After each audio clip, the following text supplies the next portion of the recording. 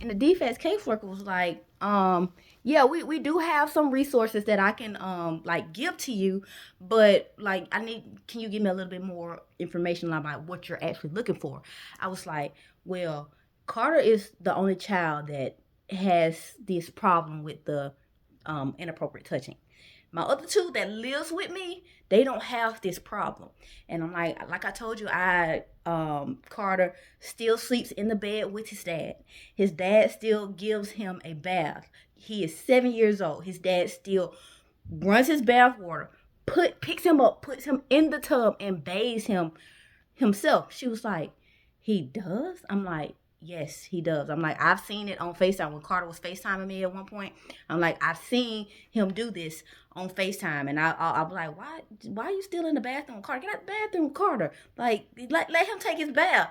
It was always weird to me, but I'm just like, okay, well, that's his dad. It ain't nothing like that. But then I was trying to talk to his dad about the search histories I found on his YouTube account. Is very inappropriate. Now I was trying to tell his dad, like, look, we need to censor what Carter watches on YouTube, but he does not censor his YouTube, so I have to take his phone when he's with me so I can keep an eye on him. Like, so when he's with me, his screen time on his phone is very limited, and it's like, no YouTube. You cannot get on YouTube. Since your dad don't want to censor your phone, you cannot get on YouTube. And she was like, so what, do you think something's going on with the dad? I'm like, I don't want to say that. I do not want to say that his dad is doing anything to him. But I will say that Carter is around nothing but adults when he's with his dad. Like, no children, just adults. She's like, I'm like, yes, because like I told you, his dad is older. So he's around nothing but adults. So his sister is 6 years younger than me. Like, we are in that around the same age group. So Carter, when he is with his grandma, he is literally in the house watching TV with his grandma all the time. She don't like for him to go outside because she don't want him to get hurt. His dad don't even want to teach him how to ride a bike because he said he don't want him to get hurt. He still ties his shoes. He still puts his clothes on for him in the morning, and he is 7. Something is wrong. Like, what can we do? What can we do with that? She was just like, so because you gave me the form from the YMCA showing, the incident report showing that he was, doing the inappropriate touching, what we can do like a forensic investigation on Carter. I was like, what does that entail? She was like, well, what is going to happen is that he's going to be talking to an investigator. We're going to be asking him certain questions that's going to like help us get the answers out of him. If something is going on, we're gonna be able to get it out, and then we're gonna do a forensic exam on him as well. I was just like, okay. And I was like, so what about counseling or something like that? She's like, we can do that as well. She's like, let me get with my boss, see, how we can go about this. Okay. I'm like, all right, cool. Thank you. Hung up with her.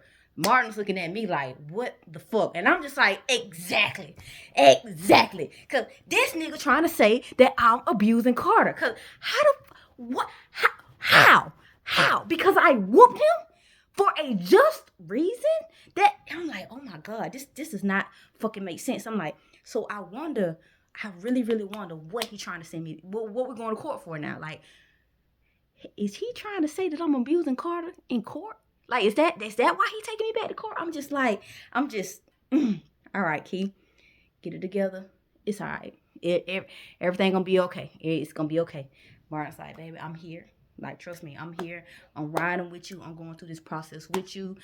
We all know Terry's stupid. We know he's stupid. We know that he is not a real man. We know that he just uses Carter to get to you. He knows he can't be with you, so he tries to disrupt your life any way that he can. And the only way that he can do that is by using that child. And I hate to say it, but he does use that child as a pawn. And you know this. I'm like, I know, but I thought that it would get better when I got back. He's like, it's never going to get better because he still wants to be with you. If he didn't want to be with you, he can co-parent with you. Don't you co-parent with Ja'Cory? I'm like, yeah, I do. He said, exactly. I don't think Ja'Cory want to be with you. And in my mind, I'm like, yeah, the fuck he do. But he know I ain't going back down that road. We already done had that conversation. But nah, I ain't say that out loud because Marlon's ego's already struck because he got beat the fuck up by some kids. So I ain't trying to hurt his ego even more because, you know, I ain't that type of person unless I'm pissed off. And I wasn't pissed off at him. I was pissed off at somebody else. So I ain't going to project. I ain't going to project. So we talking about that. And I'm just like, man, this shit is stupid. This shit is for the birds, okay? Stupid for the birds. So end up going to sleep. As the days progress, I'm just still thinking, like, I'm just checking the mailbox, like, waiting for that paper to come in to, like, let me know why we got to go to court, because I still don't know why we got to go to court. So the day came up for me and Marlon's 1-year anniversary, okay? So in the process of just still trying to figure out, you know, why Terry was taking me to court, me and Marlon celebrated our 1-year anniversary or whatever. We went out, got something to eat, got some drinks. Of course, we took Cayenne with us, and then we ended up going to the beach. Now, while we was at the beach, everything was all fine and dandy. We're having a great day. Like, literally. Because like I said, me and Marlon was not arguing. I was not checking the phone. I did not care, okay? I was just like, all right, I'll be in La La Land right now. I just soak up all this. I don't know what he doing. I don't know if he is doing something, because he is going back and forth to South Carolina every day, because, you know, that's his trip with Howard and Shepherd. He goes to South Carolina. Well, he picks up his load here in Savannah, drops it off in South Carolina, and then comes back here to Savannah. But who lives in South Carolina? Stoney. Stoney is the girl that he was texting, you know, about he wished that she was there, you know, working the cart with him. But I'm just like, I ain't gonna play too much into that. I'm just let it go, you know, whatever. So we at the beach, enjoying our time. Cayenne's enjoying the breeze, enjoying the waves, all this and that. Next thing you know, my phone ring. I look down at it. It's D. I'm like, why the fuck is this nigga calling me? Like, ew. Like, why every few months he gotta goddamn call me? So I'm just like, I walk off because I didn't want Marlon to know that Darren called me, because it's just like, anytime Darian pops up, Marlon gets on this, oh my God, he's going to come looking for me. Oh my God, he's looking for you. If he's looking for you, he's looking for me. Oh my God, I got to sleep in my truck. And I ain't got time for that because I was happy. I'm like, look, don't give me the ick right now. So I got up and I walked. I was like, I'm about to go for a walk. I'm going to enjoy the waves. So I'm walking, I answer. I was like, what you want? He was like, Key, you don't miss me? I'm like, what?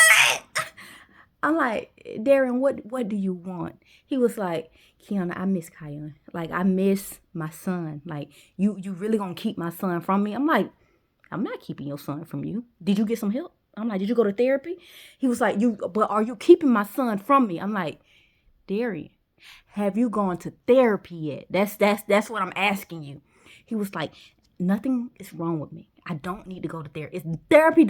Therapy is for weak people. If you're weak, you go to therapy. I'm like, nah, that's not the answer I was looking for. But okay, no, you're not gonna see Cayenne. He's like, so Cayenne can't come live with me? I'm like, nigga, why the fuck would I let Cayenne come live with you? Like, I was like, Darren, why the fuck would I let Cayenne come live with you? He was just like, hey, cause that's my son. That is my son. Every son needs his dad. That's what you always said. That's why you always let Jackson's dad jump in and out of his life, because you said the son needs their dad. I was like, okay, a son does need his dad, but you a piece of shit. I'm like, the way you did King, I'm not going to allow you to do that to Cayenne. Fuck no. No. You can't control your anger.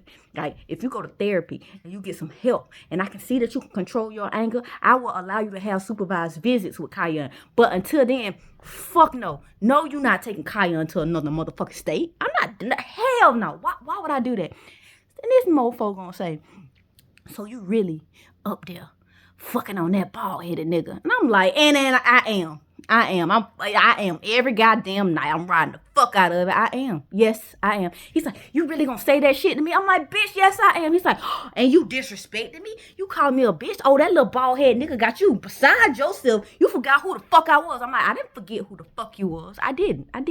But I remember who the fuck I am.